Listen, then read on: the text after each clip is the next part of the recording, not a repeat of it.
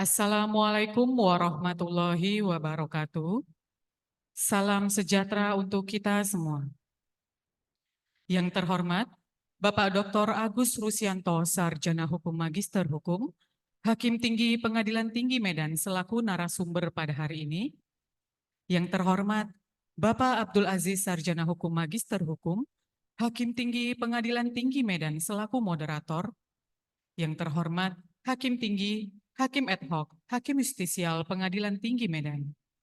Yang kami hormati, pejabat struktural dan fungsional, aparatur sipil negara Pengadilan Tinggi Medan yang hadir di ruangan ini secara luring. Yang kami hormati, para ketua pengadilan negeri sewilayah hukum Pengadilan Tinggi Medan, beserta jajarannya yang saat ini sudah bergabung secara daring melalui video conference.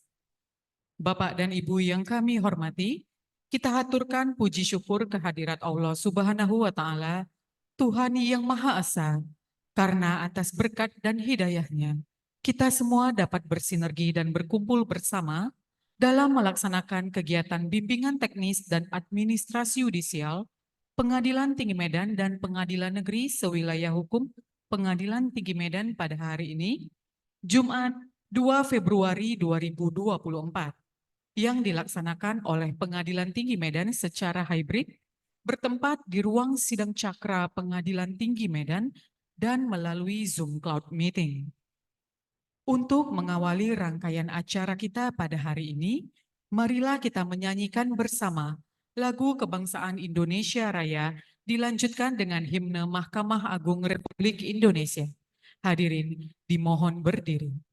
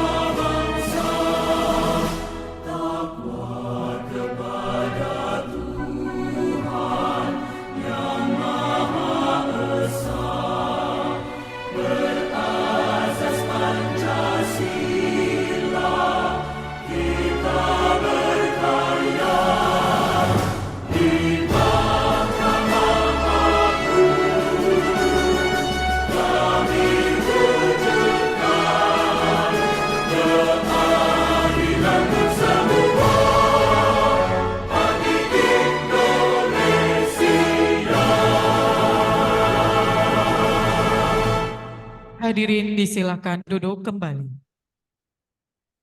Marilah kita hening sejenak seraya berdoa kepada Tuhan Yang Maha Esa agar pelaksanaan kegiatan pada hari ini dapat terlaksana dengan baik dan lancar. Pembacaan doa akan dipimpin oleh Bapak Nebi Barik Syakban, Sarjana Ekonomi, Perencana Ahli Pertama Pengadilan Tinggi Medan.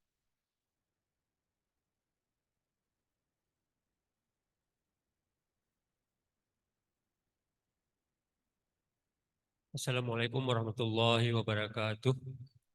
Bapak dan Ibu serta para hadirin yang saya banggakan, saya akan membawakan doa secara Islam bagi Bapak dan Ibu serta hadirin yang beragama selain Islam kiranya dapat menyesuaikan masing-masing. A'udzubillahi minasyaitonirrajim. Bismillahirrahmanirrahim. Alhamdulillahirabbil alamin wassalatu wassalamu ala asyrafil anbiya'i wal mursalin wa ala alihi wa sahbihi ajmain. Allahumma ya Allah, ya Rahman, ya Rahim, dengan segala kebesaran dan keagungan-Mu, tak henti-hentinya kami mengucapkan puji serta syukur atas nikmat dan rahmat-Mu yang senantiasa Engkau berikan kepada kami, sehingga pada siang hari ini kami dapat hadir bersama dalam rangka kegiatan pembinaan teknis dan administrasi yudisial Pengadilan Tinggi Medan bagi hakim tinggi, pimpinan, para hakim, hakim ad hoc panitera, sekretaris dan pejabat struktural fungsional, dan aparatur pengadilan negeri sewilayah hukum Provinsi Sumatera Utara. Tiada harapan dan dambaan kami melainkan mengharap barokah dan ridho-Mu selalu menyertai dalam kegiatan ini sehingga memberi manfaat dalam pengabdian pada bangsa, negara, dan masyarakat, khususnya bagi kami aparatur pengadilan negeri sewilayah hukum Pengadilan Tinggi Medan. Allahumma ya Allah ya Rabbana ya Karim, limpahkanlah kekuatan, kesehatan serta keselamatan kepada kami, agar tidak ada hambatan satu apapun sampai selesainya kegiatan kami ini.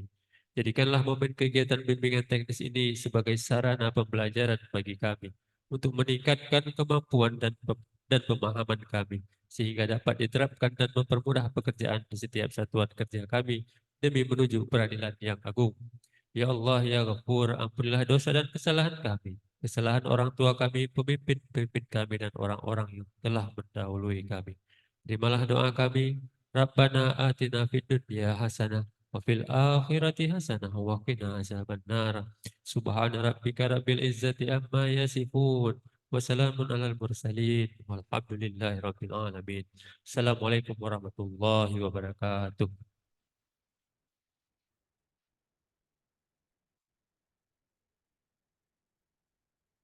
Selanjutnya kita akan simak bersama pemaparan materi bimbingan teknis dan administrasi yudisial Pengadilan Tinggi Medan dan Pengadilan Negeri sewilayah hukum Pengadilan Tinggi Medan pada hari ini dengan topik pembuktian dalam hukum acara perdata dan perkembangannya masa kini.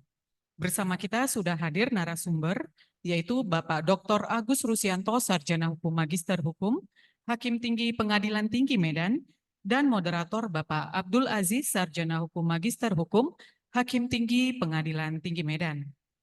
Kepada moderator, kami persilakan memandu jalannya acara bimbingan teknis ini yang nantinya akan dirangkaikan dengan sesi tanya jawab. Yang terhormat Bapak Abdul Aziz, Sarjana Hukum Magister Hukum, disilahkan. Terima kasih Ibu Suci selaku MC. Assalamualaikum warahmatullahi wabarakatuh. Selamat sore, salam sejahtera bagi kita semua. Om Swastiastu, Namo Buddhaya, salam kebajikan. Yang kami hormati yang mulia Bapak Ketua Pengadilan Tinggi Medan, Bapak Wakil Ketua Pengadilan Tinggi Medan, Bapak Ibu, para hakim tinggi, baik karir maupun eko dan hakim justisial yang berada di Pengadilan Tinggi Medan, kemudian Bapak Ibu para ketua pengadilan negeri sewilayah Pengadilan Tinggi Medan beserta jajarannya, dan Bapak narasumber, dan kemudian adik-adik dari mahasiswa Universitas apa sekarang? Pancabudi, kemarin Umpri, ini yang Pancabudi ya, yang telah hadir pada acara ini. Pertama-tama kita ucapkan syukur alhamdulillah kehadirat Tuhan Yang Maha Kuasa pada sore hari ini kita diberikan kesehatan sehingga kita bisa hadir dan mengikuti bimbingan teknis pada sore hari ini. bahwa sore hari ini untuk narasumber Bapak Dr. Agus Rusyanto, beliau memang sudah berpengalaman sebagai Ketua Pengadilan Negeri pertama di Semarang, kemudian jadi Hakim Tinggi Pengadilan Tinggi Medan sejak tahun 2022, April 2022. Jadi kalau mengenai ilmu hukum, segala sertifikasi beliau ya udah mumpuni. Jadi oleh karena itu nanti kepada Bapak Ibu, terutama yang ada di Pengadilan Negeri sewilayah hukum PT Medan, nanti kalau misal ada pertanyaan, silakan. Jangan malu-malu untuk bertanya, karena ini narasumbernya orang ahli yang mumpuni. Jadi pada sore hari ini topik kita adalah pembuktian dalam hukum acara perdata dan perkembangannya sampai masa kini. Jadi ini hukum acara perdata sampai perkembangannya hingga masa kini. Jadi memang ini banyak nanti konflik-konflik apa yang terjadi di dalam, apalagi kita sebagai hakim, mungkin banyak hal-hal yang ada kita temui di dalam perkara-perkara yang kita sidangkan. Jadi oleh karena itu, sore hari ini kepada narasumber kami berikan waktu selama 45 menit dan kemudian nanti diberikan waktu kepada seluruh hadirin Bapak Ibu semua untuk diberikan kesempatan bertanya selama 15 menit. Jadi untuk waktu kami serahkan kepada Dr. Agus Rusyanto, selaku Magister Hukum. Silakan Bapak. Terima kasih pada Pak Aziz selaku moderator atas waktu yang diberikan kepada Bapak Ibu Hakim. Terima kasih atas kehadirannya dan juga kepada rekan-rekan hakim atau Ketua Pengadilan Negeri di Pengadilan Negeri seluruh Sumatera Utara dan rekan-rekan hakim di Pengadilan Negeri di seluruh pengadilan di wilayah Pengadilan Tinggi Sumatera Utara. Kalau membaca tentang judul atau tema yang diajukan kepada kami, memang ini sangat luas, ya. Yaitu pembuktian dalam acara perdata. Ya berarti dan perkembangannya berarti kita bicara sejak dulu sampai perkembangannya ya sampai sekarang. Jadi menurut hemat saya ini sudah 1 semester aja nggak cukup sebenarnya.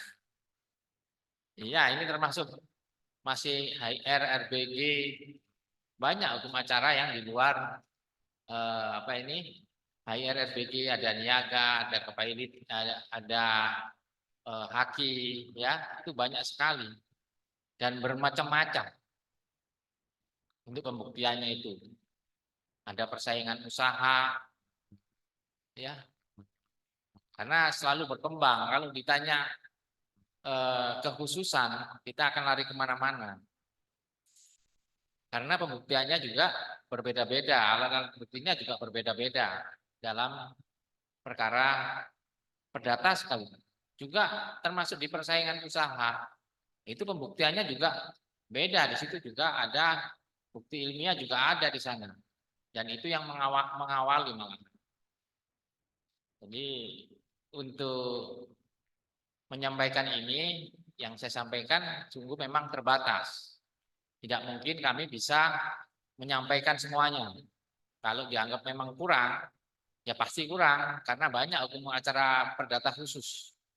Kalau pidana sih tidak terlalu banyak, kalau perdata khusus banyak sekali. Gitu. Ya, termasuk permohonan mengenai pengadaan tanah untuk kepentingan umum. Beda lagi caranya itu. Dalam pembuktiannya itu beda, sederhana sekali. Niaga beda sekali.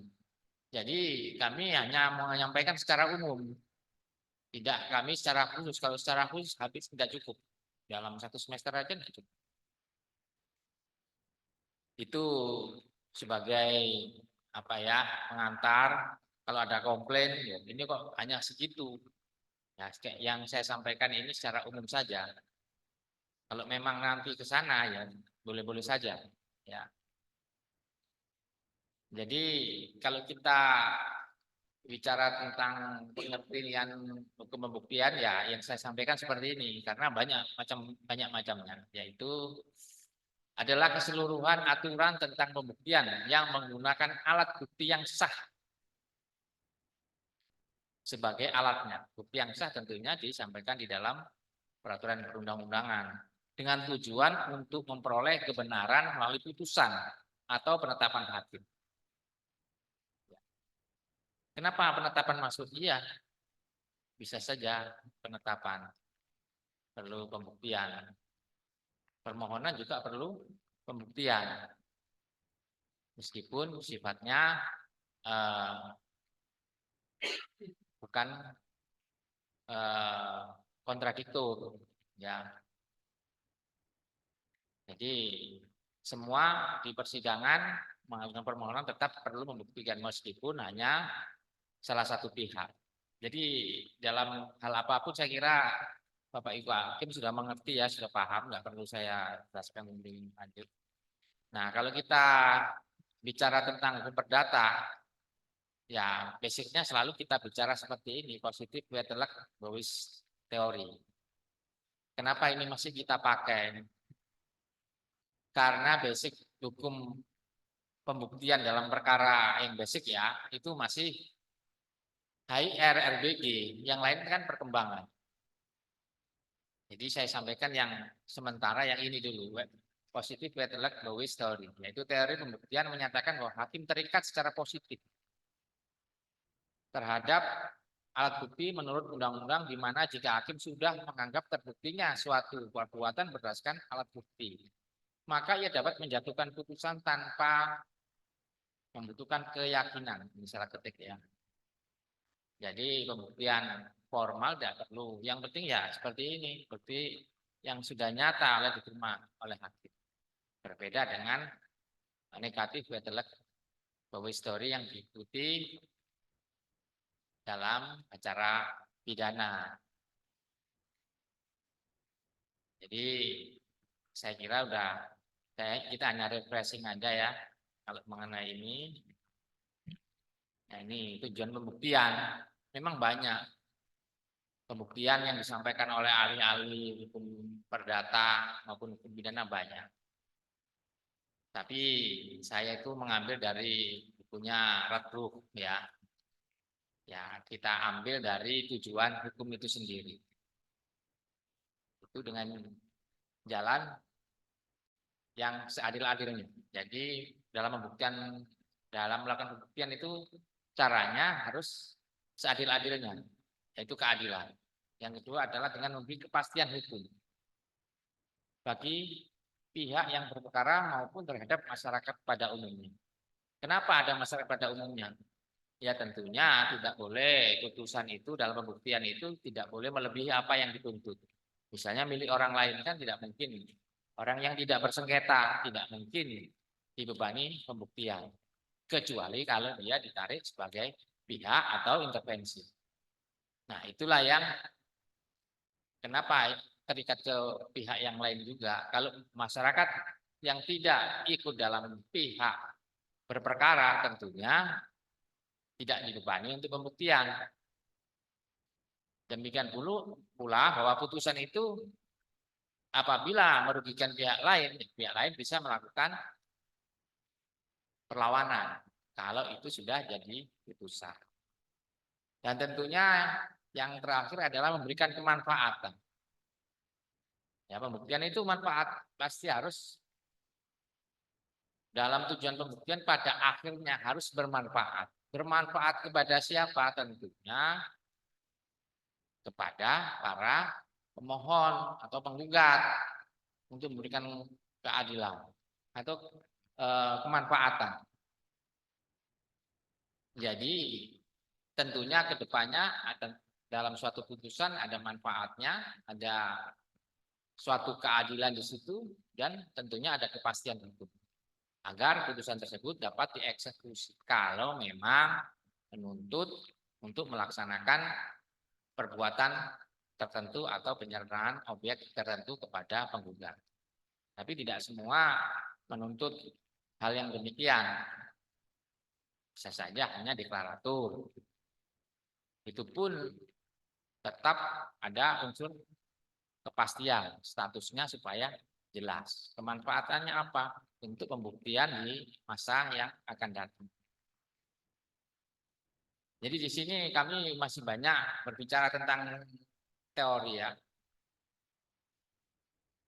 Pengertian alat bukti. Tentunya kami di sini antara pointer satu dengan pointer yang lain tentunya saling berkaitan.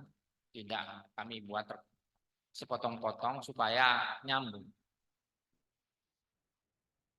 Pengertian alat bukti seperti ini adalah untuk membuktikan kebenaran hubungan hukum.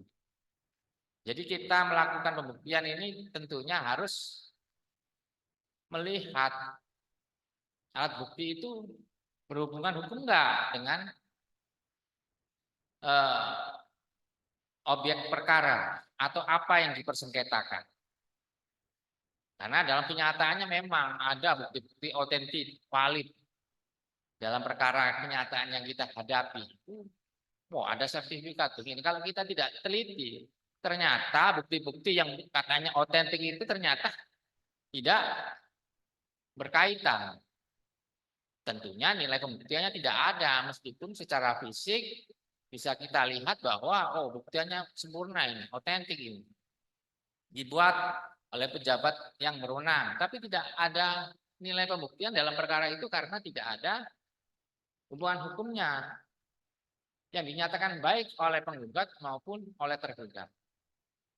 Ya, jadi ini belum mengenai penilaian tentang alat buktinya. Nanti penilaian alat buktinya tentunya kita berbicara tentang kualitas dari alat bukti. Jadi kita masih berbicara tentang objeknya, bukan kualitasnya. Ada bukti otentik, ada di bawah tangan dan sebagainya. Jadi ini pengertian alat bukti masih dalam pengertian barangnya, bendanya. Makanya itu evidence is the medium of proof. Proof is the effect of evidence. Jadi evidence itu berkaitan dengan bendanya, ya. Apa yang diajukan di persidangan. Kalau kita bicara proof, itu adalah suatu hasil. Yaitu suatu kesimpulan atau penilaian oleh hakim terhadap bukti yang diajukan. Jadi sifatnya benda. Kalau kita bicara evidence itu. Bisa surat, bisa saksi, kebendaan dalam bukan arti benda yang nampak gini ya. Tapi wujudnya macam-macam. Kata benda itu bukan angin, termasuk kata benda, ya, bukan dalam benda dalam pengertian fisik. Berarti berkaitan dengan objek. Kalau kita bicara dengan efek, itu adalah hasil mempunyai nilai pembuktian. Jadi itu perbedaannya. Kalau Bapak Ibu membaca suatu naskah, berarti kalau kita bicara evidence itu masih bentuk suatu alat buktinya, ya saksi, keterangan ahli, surat, persangkaan, ya. Itu kata benda ya, kata benda. Tapi bukan berarti benda dalam artian fisik. Itu pengertian kata.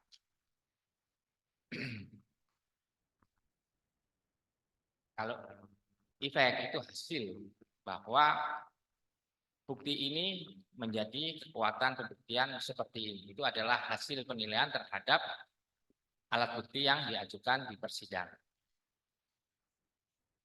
Jadi kita membedakan hal ini karena jangan sampai setiap bukti yang diajukan itu mempunyai kekuatan pembuktian dan kalau masih belum kita nilai itu masih sebagai suatu evidence. Nah, alat-alat bukti saya kira sudah tahu semuanya tentang hal ini. Saya hanya tampilkan aja, tidak perlu saya sampaikan. Ini ada di HR yang umum itu ada 5. Ternyata di dalam praktek ya juga ada namanya keterangan ahli. Jadi sebenarnya keterangan ahli dalam perdata itu sudah ada sejak dulu di pasal 154 HR. Cuma kita seringnya berpaku pada 5 ini, padahal ada sebenarnya. Bukan hanya di pidana aja. Cuma yang sering kita temukan dalam perkara-perkara sederhana memang ini ya perkara yang tidak rumit. Sebenarnya dari dulu sudah ada perkara-perkara rumit yang membutuhkan keterangan ahli dan juga pemeriksaan setempat. Itu adalah juga bukti. Ya. Jadi bisa kita berdasarkan pemeriksaan setempat mempunyai kekuatan pembuktian seperti di dalam semanya ya juga sudah diatur. Kalau nggak salah tahun 2017 ya tahun 2017 nomor 1 tahun 2017 kalau nggak salah. Lupa saya cantumkan di sini. Seingat saya SEMA nomor 1 tahun 2017 seingat saya. Mudah-mudahan tidak salah. Nah, dalam perkembangannya, nah mulai kita dalam perkembangannya ini, meskipun perkembangannya saya sampaikan masih umum ya. Soalnya kan di dalam perkara perdata seperti yang saya sampaikan itu banyak sekali. Ini saya sampaikan hanya ada 2 nanti kami sampaikan. Tapi sebelum lari kita ke sana, kita bedakan bukti yuridis. Bukti yuridis itu ya seperti kita sampaikan di dalam yang tadi itu bukti yuridis. Transaksi yang sering kita alami. Jadi saya masih ingat itu kata kunci itu dari Ibu Elita, nggak salah itu. Kalau kita bicara perdata, itu basicnya itu adalah historis. Dan ini juga kami dalam menjawab pengaduan-pengaduan waktu kami di Semarang, ini yang saya jadikan bahwa pembukti yuridis itu bersifat historis. Makanya di dalam positanya itu disampaikan historisnya itu seperti ini, kronologisnya kan, duduk perkaranya. Makanya bukti yuridis itu bersifat historis, menceritakan awal mula kejadian. Lalu yang mengenai siapa yang mengajukan dan siapa yang menilai, itu sudah secara tegas, ya tentunya audi et alteram partem. Jadi keduanya dibebani untuk membuat mengajukan pembuktian. Yang menilai itu adalah hakim. Nah, perkembangan sekarang itu ada namanya pembuktian ilmiah.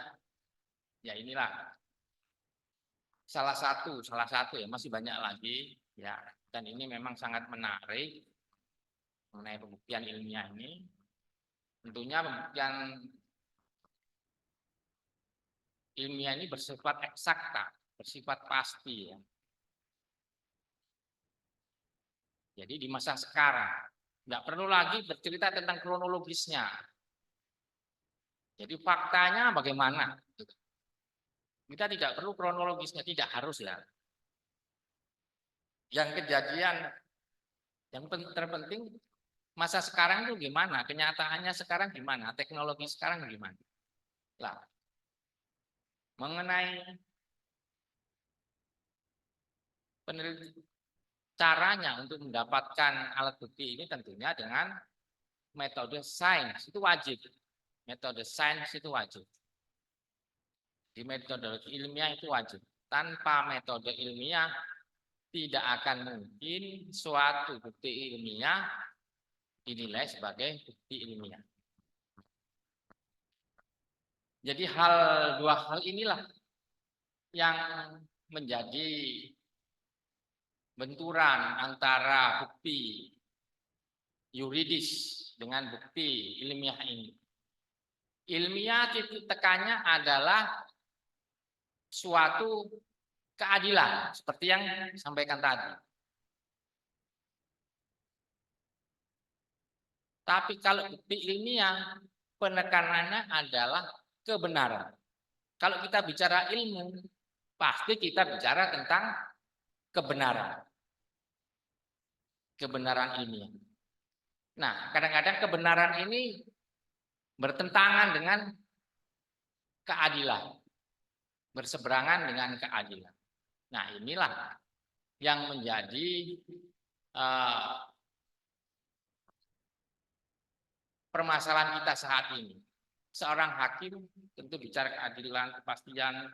Sementara hal-hal yang bersifat ilmiah itu di luar kemampuan seorang hakim.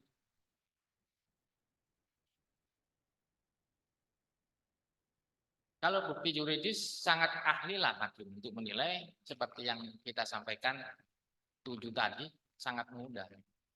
Tanpa ahli kita bisa bicara.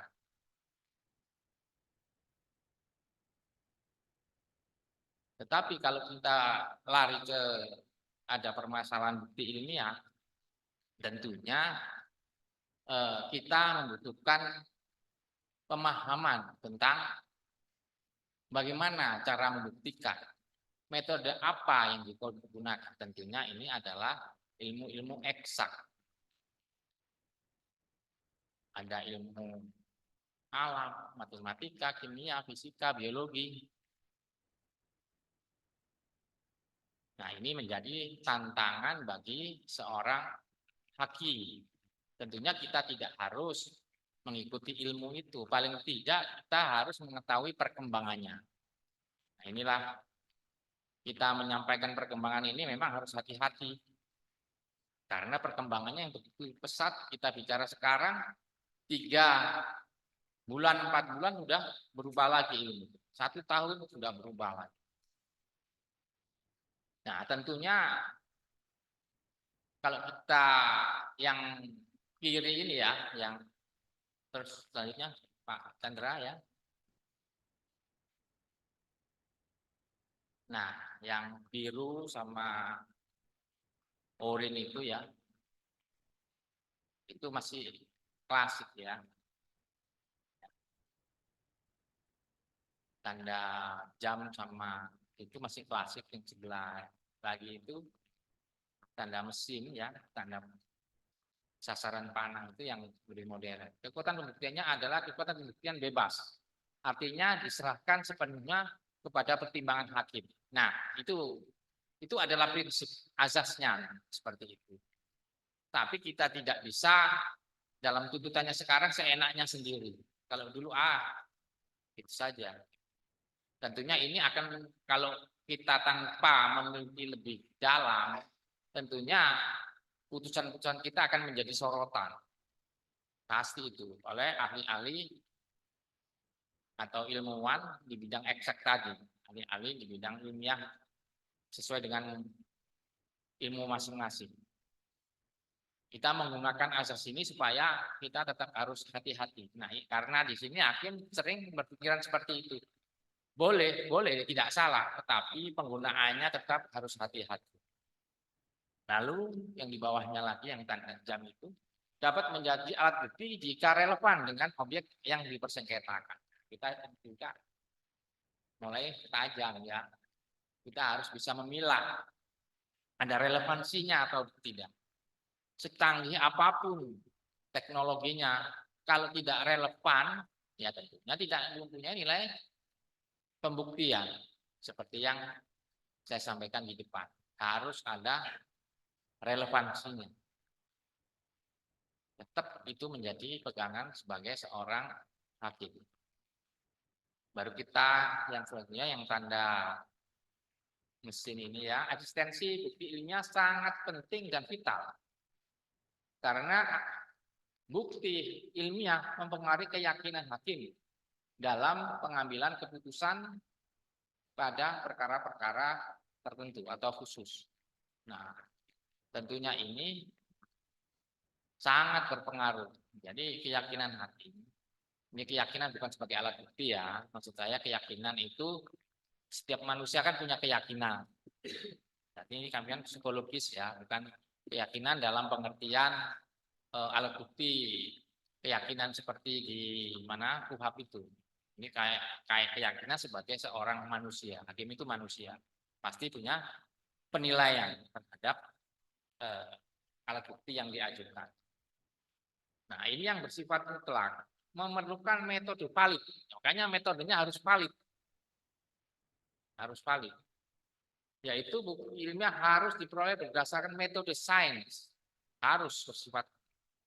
Jadi kalau kita menilai tentang bukti ilmiah, oh ini sudah valid ini, pakai metode ini. Nah, metodenya sendiri juga harus diuji. Metodenya ini sudah tepat atau enggak? Sesuai atau enggak? Ya kebetulan mohon maaf, saya kan sekolahnya IPA ya, sasar ke Fakultas Hukum, dan juga hobi saya juga eksak, SIN, dan lain sebagainya. Ada juga pelajaran kimia. Jadi saya agak paham lah apa yang dimaksud di sini. Disampaikan, nah ini sandingannya, disampaikan oleh orang yang memiliki keahlian atau pengetahuan khusus. Jadi itu tidak berdiri sendiri. Ini pendapat saya ya. Bukti ilmiah ini harus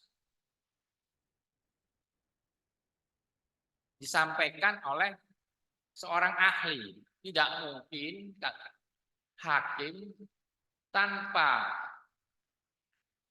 melihat alat bukti ilmiah, tanpa diterangkan oleh ahli, itu hal yang tidak mungkin. Karena pengetahuan hakim itu sangat terbatas. Sangat terbatas. Jadi ini bersifat mutlak.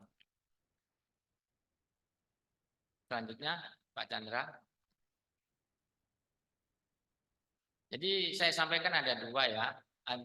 Dan di samping alat bukti ilmiah yang saya sampaikan tadi, ada namanya alat bukti perkembangan teknologi yang baru.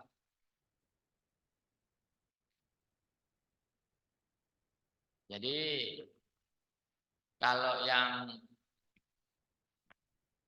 teknologi perkembangan teknologi yang kita ketahui kan sudah marak sekarang berkembang.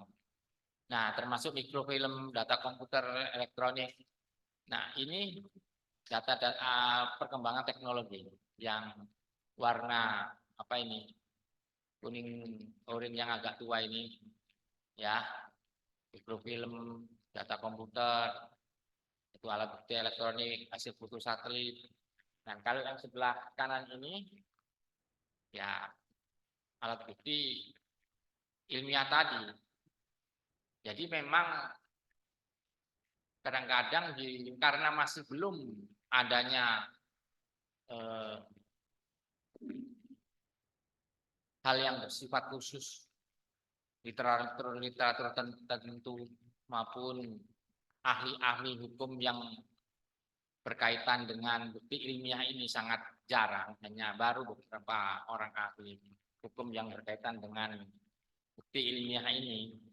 Makanya sering mencampurkan antara perkembangan teknologi, ya khususnya teknologi informasi, itu bercampur dengan bukti ilmiah.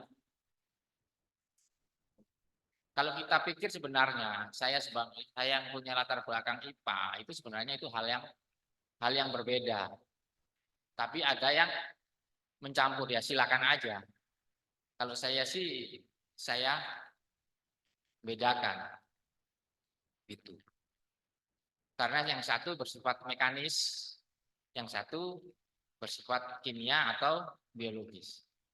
kalau bersifat mekanis itu menurut saya teknologi.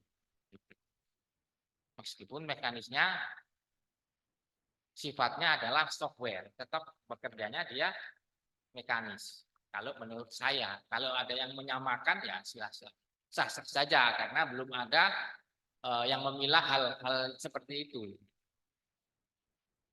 Kalau di lapangan, kalau di sekolah dulu kan antara fisika dan biologi kimia. Seperti itulah. Kalau fisika kan sifat mekanis ya. Kalau biologi dan kimia kan laboratoris. Memang fisika itu punya laboratorium, tapi laboratoriumnya adalah mekanis. Kalau saya pisahkan. Tapi kalau mau menyambungkan, silakan. Tetapi keduanya ini kalau menurut hemat saya, itu tetap membutuhkan seorang ahli IT juga itu dapat memberikan penyampaian data-data elektronik, bagaimana cara menyimpannya, bagaimana data elektronik ini jangan sampai rusak yang pada saat diajukan ke pengadilan. Nah ini seperti yang kasus Sambo dulu itu kan seperti itu ya, CCTV itu ternyata sudah dipotong-potong, kejadian pentingnya nggak ada. Itu adalah bukti perkembangan teknologi informasi. Jadi tetap ini membutuhkan seorang ahli. Kalau menurut hemat saya, hakim sulit untuk membedakan. Makanya untuk melihat ini diperlukan seorang ahli. Kalau yang laboratorium ilmiah baik kedokteran, ini biologi, fisika, kimia maupun kedokteran, ya sudah saya sampaikan seperti tadi. Next, Pak Chandra. Nah ini aturannya sudah ada seperti ini, ya. Saya kira tidak perlu saya jelaskan lebih lanjut. Tentang ITE juga ada. Kalau DNA ya, itu putusan Mahkamah Konstitusi itu sebagai bukti ilmiah. Kalau DNA memang bukti ilmiah. Lalu mengenai pelindungan dan pengelolaan lingkungan hidup juga, dan baru cuklaknya oleh Perma ya nomor 1 tahun 2023. Ini Perma yang baru.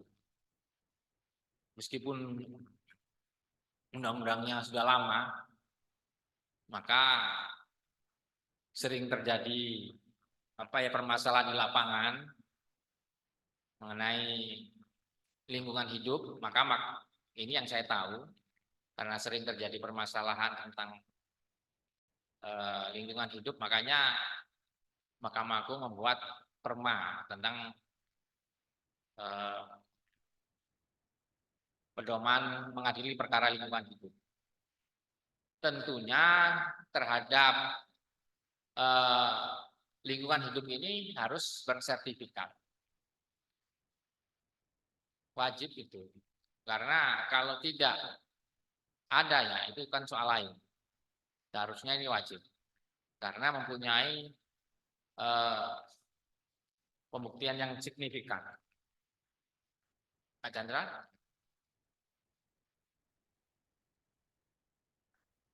Kita kembali, kita fokus ke bukti elektronik ini. Kebetulan ada Pak Chandra ini. Seharusnya segala tindakan yang dilakukan atas bukti digital, ya seperti kasus Sambo dulu itu, ya dapat dipastikan bahwa bukti digital tidak mengalami perubahan sejak pertama kali diakuisisi ya, diambil ya, dialihkan ke media yang lain. Itu tidak boleh ada perubahan. Nah ini masalahnya, Indonesia belum mempunyai ini pengaturan ini, belum ada. Ya ITE itu aja. Tapi kalau polisi ya utak-atik sendiri bagaimana? Ini kalau perkara pidana, apalagi perkara perdata. Karena sangat mudah ditaati itu. Foto aja bisa, apalagi teknologi sekarang. Foto bisa dirubah-rubah. Dengan HP aja sudah dirubah-rubah. Nah, kita belum mempunyai peraturan perundang-undangan yang demikian. Makanya sampai saat ini dilihat dari karakteristiknya yang nyata saat ini, yang kita terima hanya berupa teks, gambar, audio, video yang bisa kita temukan melalui seperti itu. Jadi sangat terbatas. Jadi undang-undang kita belum menjangkau ke sana. Beda dengan di Amerika Serikat. Itu sudah ada pengaturannya. Bagaimana cara menangani terhadap bukti-bukti elektronik ini. Sehingga nilai pembuktiannya bisa dipertanggungjawabkan. Kalau di Indonesia sampai sekarang belum bisa. Ya contohnya aja dengan tersebar kan videonya kemana. Itu kan terpotong-potong sampai tersebar kemana-mana. Karena kita belum mempunyai aturan yang berkaitan dengan pembuktian. Padahal sudah dinyatakan bahwa alat bukti elektronik menjadi suatu bukti. Makanya kalau menurut hemat saya belum efektif di pertanggungjawabannya. Karena belum ada aturan. Dengan saksi pun, dengan ahli pun kita juga masih ragu. Apakah ahli ini benar-benar netral atau enggak, kita juga belum tahu. Selanjutnya ya. Bagaimana Pak Aziz? Cukup? Cukup ya? Ini banyak. Ya sudah cukup ya, tapi nanti bisa dilihat di PPT saya. Terima kasih kepada narasumber kita. Kita beli A+ kepada narasumber kita. Jadi memang untuk hukum acara perdata ini yang kalau memang diikuti perkembangannya sangat sudah canggih kali. Jadi ada yang mengatakan pertama bukti yuridis, bukti ilmiah, dan terakhir juga alat bukti perkembangan teknologi terbaru, di mana disangkutkan kepada Undang-Undang ITE, bukti dokumen elektronik dan informasi elektronik, dan kemudian adanya Perma 1/2023 tentang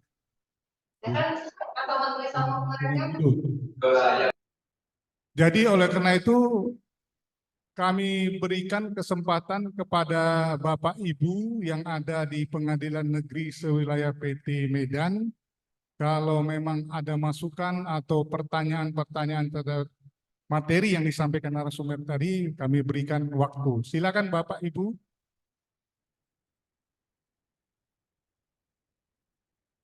Pensi di Kalang, silakan Pak.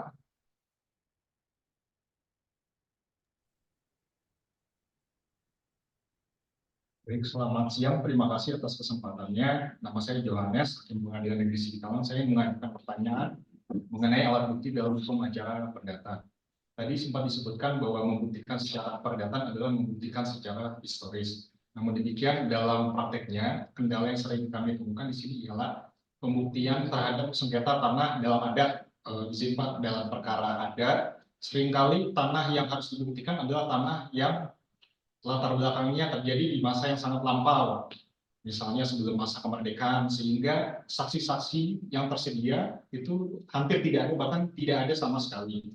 Sedangkan ketentuan dalam HIR, RBG, serta DW mengharuskan hakim untuk meneliti latar belakang, kepribadian, serta hal-hal yang dapat mempengaruhi saksi dalam menerangkan kesaksiannya. Nah, dalam konteks seperti itu, bagaimanakah sikap hakim dalam menilai alat bukti saksi apabila yang tersedia hanyalah saksi yang mendengar cerita-cerita dongeng, hikayat, atau cerita rakyat mengenai suatu, katakanlah kampung, suatu hutan, mengenai tanah yang ada di situ.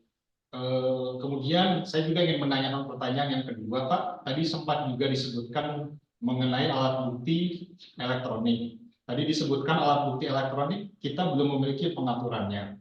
Namun demikian, seringkali alat bukti elektronik itu diajukan di persidangan perdata, terutama dalam bentuk cetakan pesan singkat atau cetakan data komputer. Nah, Bagaimanakah hakim bisa menilai kekuatan pembuktian dari alat bukti semacam itu apabila metode verifikasi, metode penilaian keabsahan alat bukti elektronik itu sendiri belum ada? Apakah kita bisa menilai secara bebas atau dapatkah kita menilainya secara mengikat dan sempurna? Demikian Pak, terima kasih atas kesempatannya.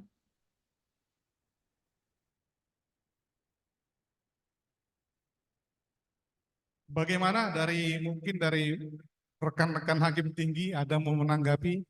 Jadi memang kalau hampir rata di sini perkara-perkara perdata adat memang kebanyakan, apalagi cerita tentang nenek moyang. Banyak cerita nenek moyang dia, dan hanya dengan keterangan saksi-saksi, cerita saksi-saksi. Saksi ini pun waktu nenek moyangnya masih hidup, dia belum lahir. Tapi dia cerita dongeng dari orang tua dia, cerita begini. Dulu bapak kamu, opung kamu yang punya tanah itu, yang buka lahan itu. Tapi tidak ada bukti tertulis, hanya bukti saksi itu pun keterangan dari orang tuanya dahulu. Itu memang menjadi kendala di kita.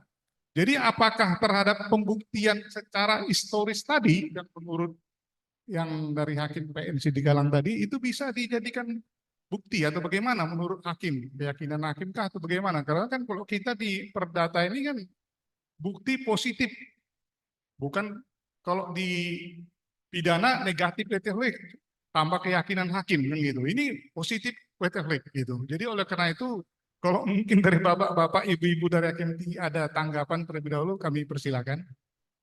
Silakan Pak Mion Ginting.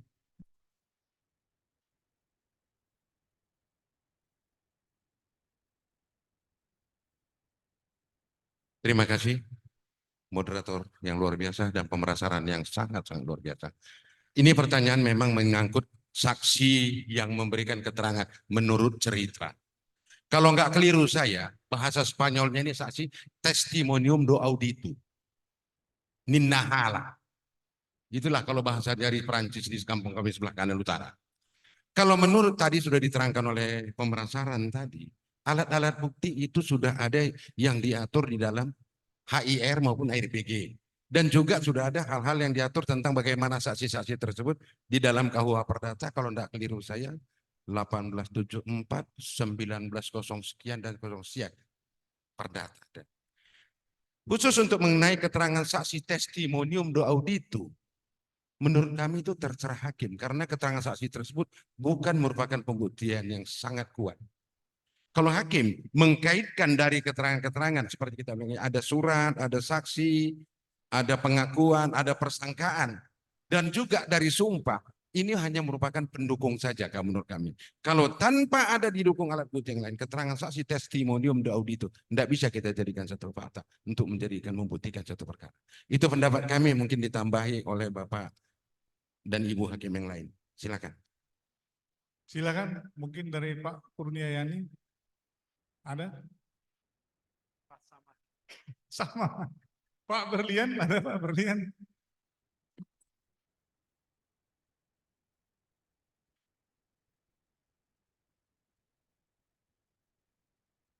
Terakhir nanti Pak Berman Tambunan nanti. Terima kasih. Sebenarnya saya pribadi pun dengan Pak Kurnia tadi sepaham. Artinya beliau sepaham dengan Pak Mion Ginting. Alangkah sangat sulitnya menerima saksi yang disebut dengan testimonium de auditio. Artinya saksi yang mendengarkan cerita dari orang lain, tidak mengalami sendiri. Dan memang itulah kendala bagi kita yang jadi hakim yang bertugas di daerah-daerah. Ya maaf nih, saya pun pernah bertugas di Sibolga, pernah bertugas di Tarutung, mengalami hal seperti ini. Kita ketemu dengan saksi yang bercerita yang didapat dari cerita orang lain. Akhirnya untuk mengatasi ini, kita seperti kata narasumber tadi melakukan sidang lapangan, Pak. Sidang lapangan. Jadi seperti di Tapanuli itu, makam-makam orang tua kan dibuat dalam bentuk tubuh, namanya tambak. Tambak dia. Tambak. Nah, dari cerita ke cerita tadi, kita lihat di lapangan, kita hubungkan dengan fakta di lapangan, ternyata di sana ada kuburan nenek moyang dia. Ada kuburan yang artinya udah beberapa generasi dikuburkan di situ, Pak. Nah, akhirnya dengan adanya makam yang disebut dengan Tambak ini menunjukkan bahwa leluhur dia tinggal di situ. Ya mau tak mau keterangan saksi yang tadi itu ya artinya sebagai pendukung aja, Pak. Tidak semata, tidak mungkin sebagai alat bukti, hanya mendukung fakta yang kita temukan di lapangan yang kita temukan ketika sidang lapangan, Pak. Tapi kalau murni merujuk kepada saksi de testimonium di Adityo, murni itu tidak dapat dipakai, Pak. Harus ada bukti pendukung yang ditemukan di fakta, apakah itu di persidangan atau fakta di lapangan ketika sidang lapangan. Saya kira itu tambahannya, Pak. Terima kasih. Silakan dari Pak Dr. Longser Sorbing, silakan Pak.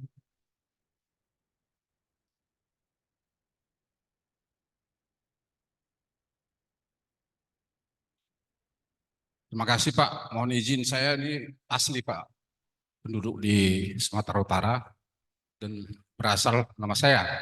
Oh, namanya saya Sopak Longser Sormil, Hakim Tinggi di Pengadilan Tinggi Medan. Karena saya penduduk asli, saya besar di Tapan Utara. Usia saya sekarang sudah 65, mau dekat. Kita fakta ini bahwa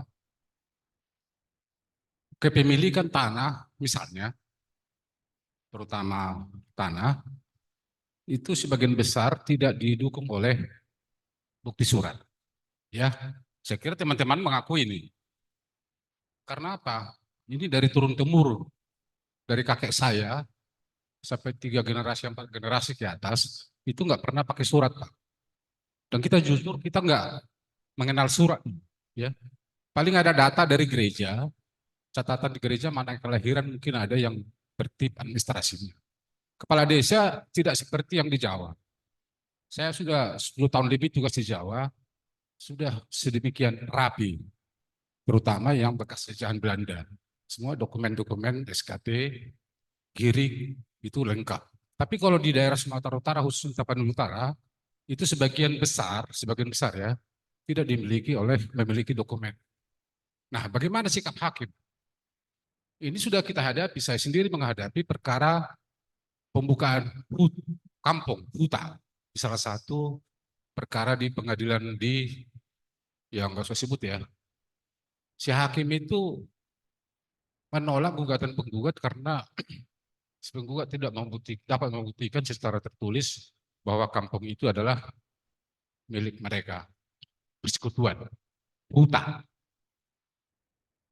Dengan dasar itu, dia tidak yakin dengan keterangan saksi. Bahwa kampung di Tapanuli Utara itu umumnya dulu dibuka oleh satu orang, 2 orang. Kemudian dia memanggil teman-temannya, karena itu hutan. Supaya dia ada temannya, dipanggillah orang lain, supaya tinggal bermukim di suatu tempat, dan dikasihkan tanah secara cuma-cuma. Tidak dibeli, ya tidak dibayar itu. Kasih, udah kamu di sini tinggal. Itu tahun-tahun 40-an. Mama saya lahir tahun 2028, 1928. Dia masih membuka hutan tanpa dikasih bukti bahwa rumah itu, tanah itu dikasih sebagai milik dia oleh raja-raja yang ada waktu itu pertama kali membuka kampung. Nah, di sini kita perlu teliti. Saya kira fakta ini jangan terlalu a priori kita bahwa karena tidak ada surat sehingga itu tidak bisa kita katakan bahwa itu bukan milik dia. Disinilah sampaikan Pak Berlian tadi, ada bukti-bukti sejarah, ada bukti kuburan, ada bukti alam, sungai, sawah, turun-temurun.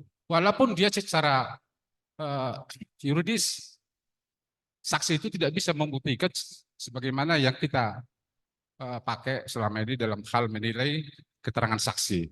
Saya kira itu aja Pak. Jadi mohon diperhatikan juga, ya saya pikir ini rekan-rekan hakim di daerah, ya orang yang lahir di kota besar Pak, maaf ya, kawan-kawan saya, adik-adik saya yang lahir di kota besar itu sudah hidup dalam zaman milenial, dia sudah punya akte kelahiran, sudah punya dokumen-dokumen tertulis. Di kampung tidak seperti itu ya. Jadi bagi teman-teman hakim yang tinggal di kota, besar di kota, tolong didalami kehidupan di daerah-daerah terpencil. Saya kira itulah maknanya hakim itu dipindah-pindah ke daerah-daerah supaya mengerti bahwa budaya masyarakat itu sedemikian mendalam dan sangat tradisional itu ya kita 118 ya 75% penduduk Indonesia adalah petani. Tanya dulu ada enggak sertifikatnya itu petani ya? Saya kira belum. Walaupun sekarang ada program Prona, ada yang dibantu oleh pemerintah melalui program-program pensertifikatan. Saya kira ini mohon izin kalau ini salah, saya pikir mohon direspon juga sama teman-teman. Terima kasih. Terima Sekian. kasih Pak Dr. Longser Surmin. Jadi memang seorang hakim itu memang harus menggali apa yang hidup, ada nilai-nilai masyarakat adat di wilayah dia bekerja itu. Jadi memang nggak bisa dia hanya mengandalkan apa yang dilihat sebagai bukti, sebagai surat tadi yang dimaksud Pak narasumber tadi, saksi, persangkaan, pengakuan, sumpah. Dan harus ditambah juga dengan ahli dan pemeriksaan setempat, apa yang katakan Pak Berlian sama Pak Profesor Surmin tadi. Dan kemudian ada lagi Pak narasumber ini mengenai alat bukti elektronik yang kedua ini. Silakan Pak kalau memang Anda mau ditambahin.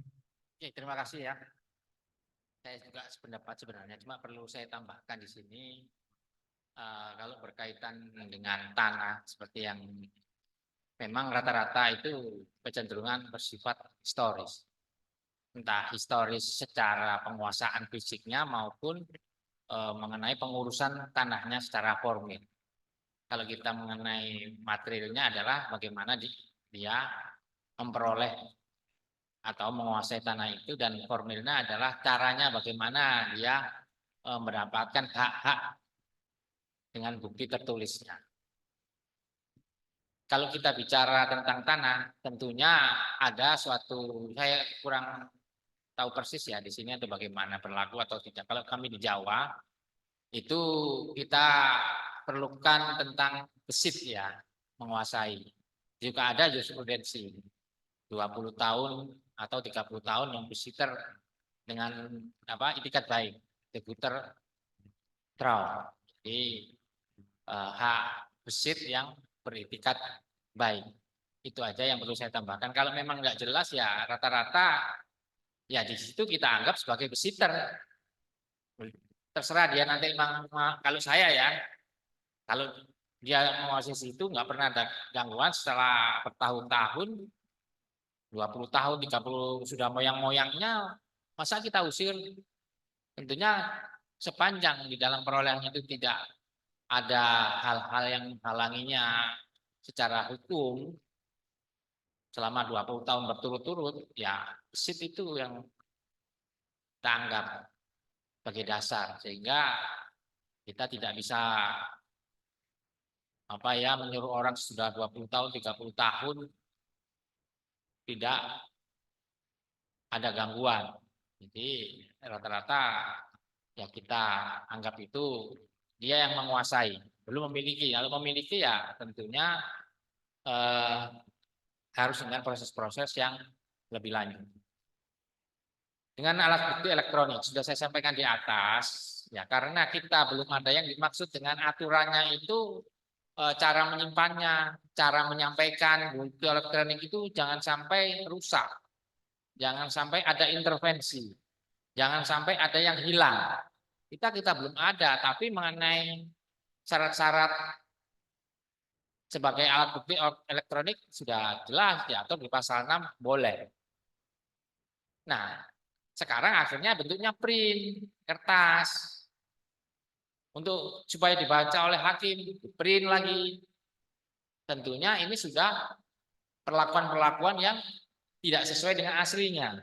Tentunya ini diserahkan kepada hakim penilaiannya. Ya tentunya apalagi nggak ada ahli lagi. Jadi kekuatan buktinya menjadi kurang. Karena sepanjang pengalaman saya, ya ini aja sebagai pengetahuan hakim di persidangan aja, oh terjadi seperti ini. Kalau ada bukti yang lebih kuat, dia sudah punya sertifikat dalam hal yang tidak ada halangan, ya tentunya kita milih yang bukti otentik itu. Kalau hanya print-print yang nggak jelas, Ya tentunya kita sebagai hakim menilainya tentunya penilaian yuridis, tidak lagi penilaian secara elektronik lagi. Kalau menurut hemat saya, karena sudah berubah bentuknya, bisa saja berubah macam-macam. Ya seperti kasus Sambo itu, untuk menghilangkan jejak, dirubah-rubahlah fotonya itu tadi, meskipun dalam bentuk film, apalagi yang bentuk surat, flash disk, harus ada didukung dengan bukti-bukti yang lain. Kalau dibandingkan dengan ada bukti lawannya otentik, tentu kita yang milih yang otentik. Akhirnya kita pendekatannya yuridis lagi. Makanya meskipun ada perkembangan teknologi, pembuktian yuridis ini sulit untuk dikalahkan. Karena Indonesia belum punya aturan bagaimana merawat, menyimpan bukti-bukti elektronik tadi. Ya seperti di kantor kita bisa dirubah sewaktu-waktu kan oleh siapa? Nanti tiba-tiba ada orang diberikan akses kan begitu. Di mana? Nanti kalau ada jejak digitalnya, oh tanggal ini dilakukan perubahan, ternyata ada intervensi di situ. Nah, tentunya kita kembali ke azas alat bukti surat tadi, alat bukti 7 tadi. Kalau menurut hemat saya, ya nilai kekuatan pembuktian elektronik menjadi tidak sempurna, apalagi tidak ada ahli, sudah berubah. Saya kira seperti itu. Kalau ditanya tentang pendapat saya kira itu. Cukup ya, bagaimana Pak Johannes, Ibu? Terima kasih Pak, penjelasannya cukup dari saya. Cukup ya. Ada lagi dari Bapak Ibu dari PN yang lain? Silakan. PN Madinah, silakan Pak. Ya, Assalamualaikum warahmatullahi wabarakatuh. Terdengar apa suara saya? Terdengar ya, udah jelas. Ya, terkait dengan tadi penjelasannya kan ada scientific evidence atau bukti ilmiah. Yang berarti kalau ada bukti ilmiah, saya mengasumsikan bukti ilmiah ini harus didukung oleh keterangan ahli atau keterangan yang memperkuat bukti ilmiah tersebut. Gitu. Pertanyaannya, bagaimana kita tahu bahwa HIR kan belum mengakomodir keterangan ahli dalam alat buktinya? Apakah nanti keterangan ahli yang digunakan untuk memperkuat sebuah bukti ilmiah itu dia termasuk dalam persangkaan atau pengetahuan hakim atau seperti apa Pak? Secara formilnya, terima kasih. Jadi ini yang ditanyakan beliau. Pak apa namanya Pak? Saya Pak Catur Alfat Pak. Catur Alfat. Alfat. Jadi apakah mengenai keterangan ahli itu dianggap sebagai alat bukti ilmiah masuk persangkaan atau? Iya Pak, karena ini Pak, kalau saya mau perjelas kan bukti ilmiah ini pasti harus diperkuat oleh keterangan ahli ya. Nah, apakah nanti keterangan ahli itu untuk memperkuat bukti ilmiah itu nanti akan dimasukkan sebagai mungkin saksi atau persangkaan hakim atau seperti apa Pak secara formula, karena kan keterangan ahli tidak termasuk dalam alat bukti di HIR Pak. Jadi menurut Bapak kan alat bukti di HIR kan surat, saksi, persangkaan, pengakuan dan sumpah kan itu ya. Tapi Ya, ada tambahan mengenai alat bukti ilmiah tadi, yaitu mengenai keterangan ahli dan kemudian apakah terhadap keterangan ahli tadi termasuk dalam bukti yang mana gitu ya, persangkaan, pengakuan begitu. Ya Pak, seperti itu. Terima kasih. Ya, silakan Pak narasumber. Atau memang dari Bapak Ibu dari langsung narasumber. Silakan Pak. Memang itu tergantung kasusnya juga ya. Kalau kasus lingkungan hidup sudah secara limitatif itu ada bukti ilmiahnya. Di sana ya tentunya langsung menunjuk pada sebagai alat bukti ilmiah.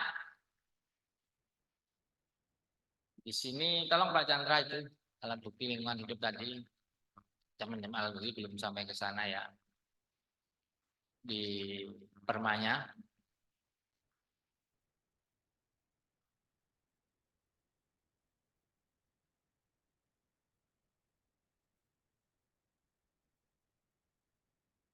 Terus.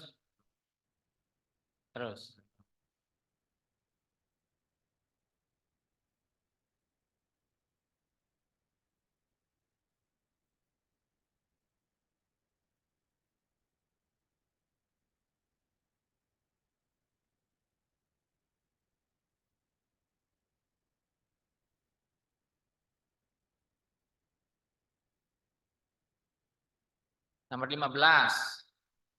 Nomor 15 langsung Pak Chandra. Sudah hampir habis ya.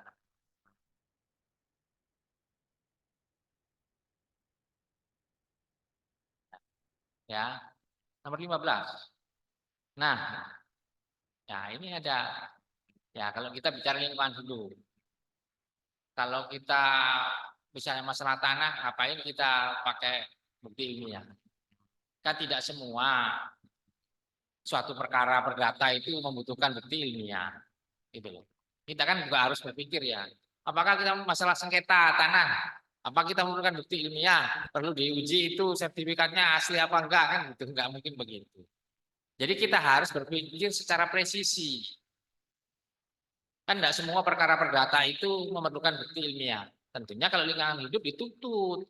Jadi enggak semua, oh pengangkatan anak, bukti ilmiah, kan tidak perlu, kecuali nanti perceraian, pengakuan anak dan sebagainya, itulah baru memerlukan tes DNA dan sebagainya. Ya, jadi jangan berpikir, wah semua perkara perdata ini memerlukan bukti ilmiah. Nah, tidak seperti itulah. Kasus-kasus tertentu sudah saya bilang tadi, terhadap perkara tertentu atau perkara khusus. Ya, tolong Pak Chandra, PowerPoint-nya tadi. Ya. Di dalam undang-undangnya itu ada keterangan saksi, ada keterangan ahli. Ya. Nomor 15 Pak Chandra, ya. Nih, C, hasil uji laboratorium, pendapat ahli. Ya. Seperti itu. Lalu bagaimana cara mengujinya? Tadi tidak saya sampaikan mengenai pengujiannya itu. Ya. Ini kalau kita ikuti di luar negeri ya, yang sudah di Amerika yang sudah menggunakan metodologi alat bukti ilmiah, itu ada 3 tahapan, yaitu terhadap ahli itu sendiri harus mempunyai kualifikasi tertentu, bagaimana latar belakangnya dan sebagainya. Tidak semua ahli bisa didengar. Begitu juga metodenya juga harus diuji. Ya. Harus diuji juga apakah sudah diterapkan. Ya, itu yang pertama terhadap bukti ilmiah itu, teori atau metode ilmiah digunakan telah teruji. Memang sudah teruji enggak metode yang digunakan itu? Ya. Lalu yang selanjutnya adalah metode ilmiah itu mempunyai kesalahan atau enggak? Pernah margin errornya bagaimana? Sama kita survei itu, margin errornya bagaimana? Nah, ini semuanya untuk menyampaikan itu, ya. Dan yang ketiga adalah teori atau teknik. Metodenya itu digunakan sudah direview atau tidak? Jadi kita memerlukan hal-hal yang demikian. Jadi terhadap kasus-kasus tertentu. Memang ini hal-hal yang baru di kita, terutama di lingkungan hidup ini, ya. Pada prinsipnya apa yang bukti ilmiah itu harus, makanya ini disandingkan itu, ya, keterangan ahli dengan hasil uji laboratorium, pendapat ahli. Tidak mungkin dia berdiri sendiri dia. Nggak mungkin hakim tahu hasil ilmiah karena dia tidak ikut menguji. Metodenya sudah valid atau enggak? Sudah mumpuni enggak metodenya dan lain sebagainya. Nah, inilah pasti memerlukan ahli. Tidak mungkin hakim bisa menilai tanpa adanya ahli. Inilah kadang-kadang menjadi permasalahan, hanya diajukan alat bukti ilmiah kalau tanpa diterangkan oleh ahli. Memangnya hakim bisa menerangkan, menyimpulkan suatu pencemaran lingkungan hidup yang tercemar radiasi nuklir, bisa apa enggak? Ya, nggak mungkin. Tentunya diterangkan oleh ahli. Bagaimana metode yang dilakukan? Hakim tidak tahu. Makanya pihak lawan juga bisa mengajukan bukti ilmiah lain. Metode yang digunakan juga perlu diuji, ahlinya juga diuji. Jadi metodenya tetap diuji, ahlinya juga tetap diuji. Ya, jadi menurut hemat kami, ya, alat bukti ilmiah harus dengan ahli. Makanya di sini di dua ini ada ahlinya juga. Saya kira itu ya. Cukup Pak ya? Sedikit tambahan Pak, berarti juga terbuka kemungkinan ya Pak ya, misalnya mengajukan kan tadi ada poin bukti-bukti lain sesuai dengan perkembangan ilmu pengetahuan, kayak mengajukan jurnal-jurnal, penelitian-penelitian terbaru itu juga sangat mungkin ya Pak ya untuk dijadikan sebagai alat bukti. Kurang jelas. Cuman Pak tadi apa? Bukti jurnal apa maksudnya? Ya, maksudnya tadi kan dalam konteks lingkungan hidup tadi kan ada tambahan tuh bukti-bukti lain sesuai dengan perkembangan ilmu pengetahuan. Berarti sangat mungkin ya kayak misalnya mengajukan seperti jurnal-jurnal internasional atau apapun yang memang apa yang didasarkan dengan sebuah ilmu pengetahuan gitu Pak, yang akhirnya dijadikan alat bukti gitu. Berarti itu sangat memungkinkan ya Pak ya? Ya, sangat mungkin itu.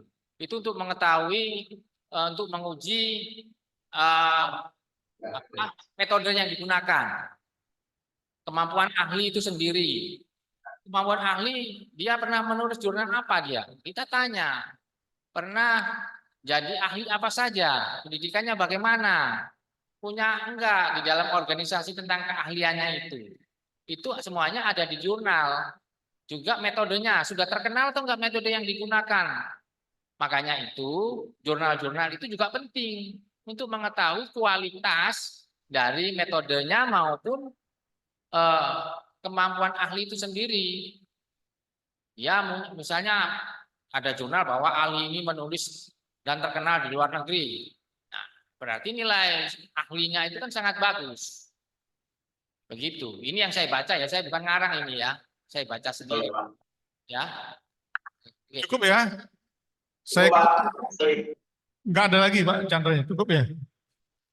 Tarutus. Cuma 5 menit deh ya, kalau bisa, karena udah waktunya udah mau habis ini. Silakan, Tarutum. Suaranya nggak dengar, Pak. Belum jelas suaranya. Ibu ya, Ibu apa namanya Bu? Silakan Bu.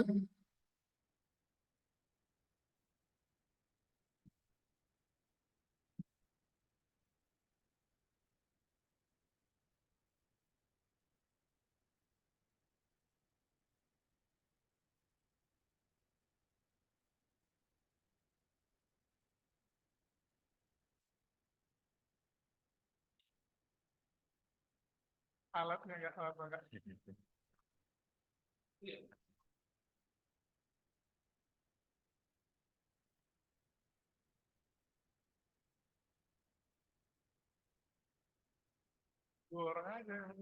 Melewati sungai dan ternyata sungai itu dalam keadaan banjir Pak. Jadi kemarin sudah dilakukan untuk menunda apa namanya Pak sampai air sungainya surut, sudah dilakukan pembuktian sampai dengan selesai dan saat ini tinggal menunggu proses pembersihan setempat dan kesimpulan Pak. Dan kita sudah mengulur-ulur waktu menunggu sampai alam memungkinkan kita untuk melaksanakan pemeriksaan setempat.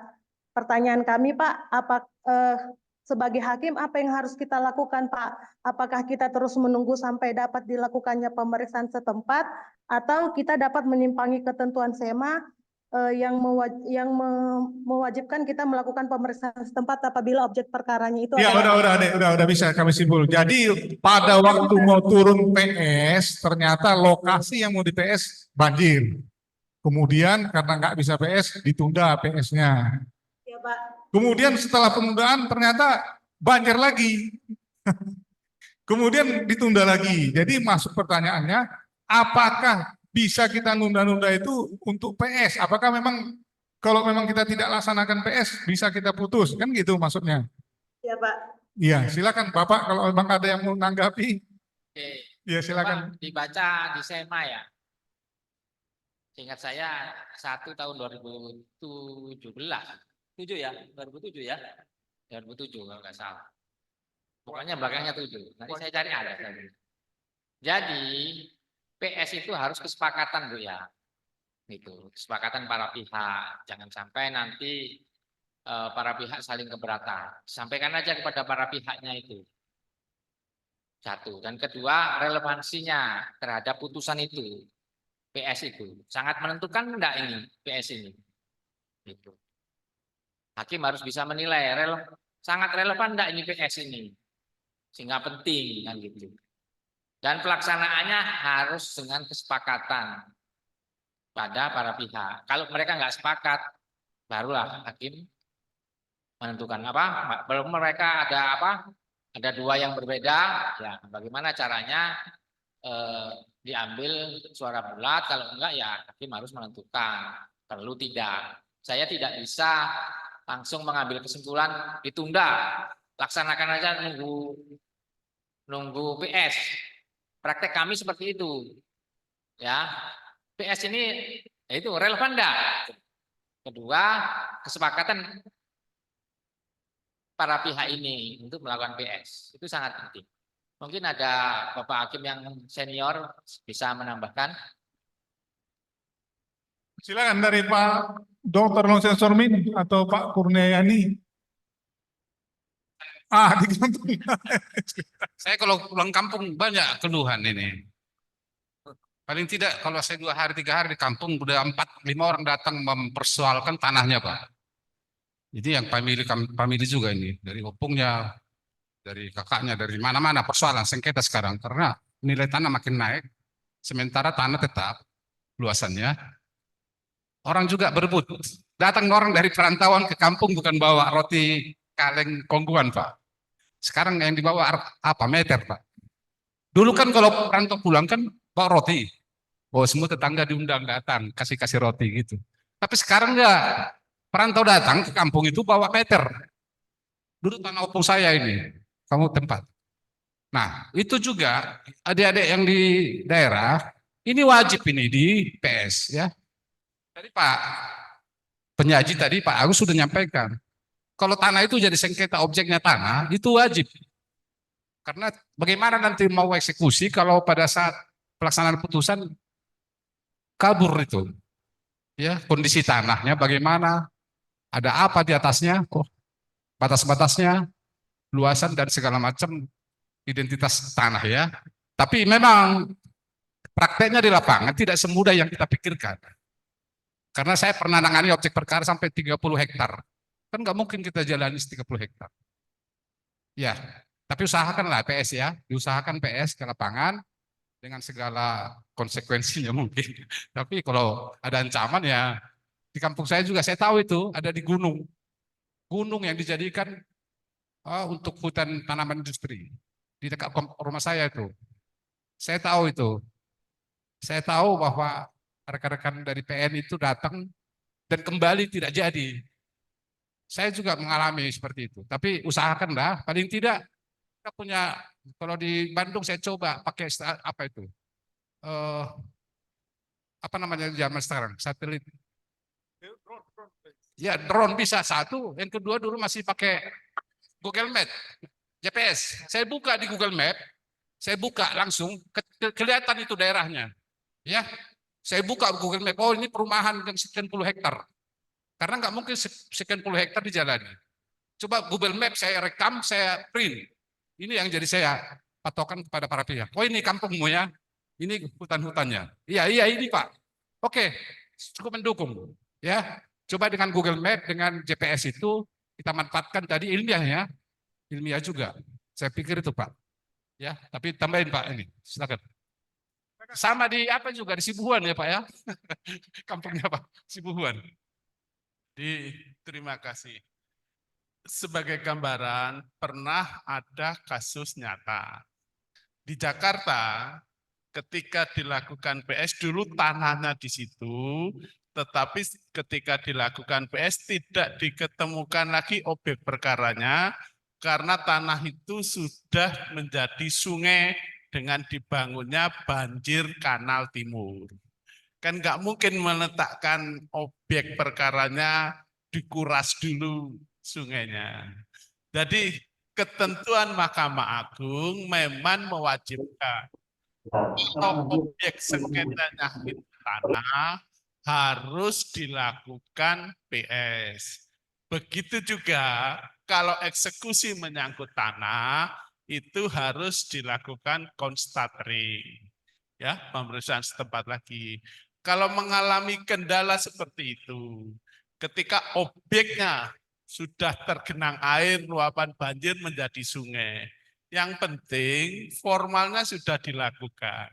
Apa yang terjadi ditemukan di lapangan itu yang ditulis. Ya, PS tanggal segitu ketika di lokasi ternyata objeknya tidak diketemukan karena digenangi banjir. Nah itu aja di situ nanti dicatat, dan itu nanti jadi referensi hakim untuk menentukan objek sengketanya. Kalau objek sengketanya tidak diketahui dengan pasti, ya kabur gugatannya. Ya. Kalau dari situ bisa diketahui titik-titiknya, batas-batasnya, walaupun digenangi air, ya ditentukan objeknya. Jadi tujuan PS untuk menentukan letak, ukuran, dan luas objek sengketa. Kalau itu tidak mungkin dilakukan, ditulis apa adanya hasil dari PS tersebut. Terima kasih. Cukup ya? Cukup Pak, terima kasih Pak. Cukup ya. Ya, Pak. Jadi kalau memang tidak ada lagi, saya selaku moderator, mohon maaf apabila ada hal-hal yang kurang berkenan tadi disampaikan oleh kami, dan begitu juga karena waktu juga yang membatasi kita, dan kita berikan A+ kepada narasumber kita. Terima kasih burung Nuri, burung cendrawasih. Cukup sekian dan terima kasih. Wassalamualaikum warahmatullahi wabarakatuh. Terima kasih kita ucapkan dengan memberikan tepuk tangan kepada narasumber dan moderator yang telah memandu sesi pemaparan materi dan sesi tanya jawab. Bapak Ibu yang kami hormati, marilah bersama kita menyanyikan lagu Bagimu Negeri sebagai tanda ditutupnya kegiatan ini. Hadirin dimohon berdiri.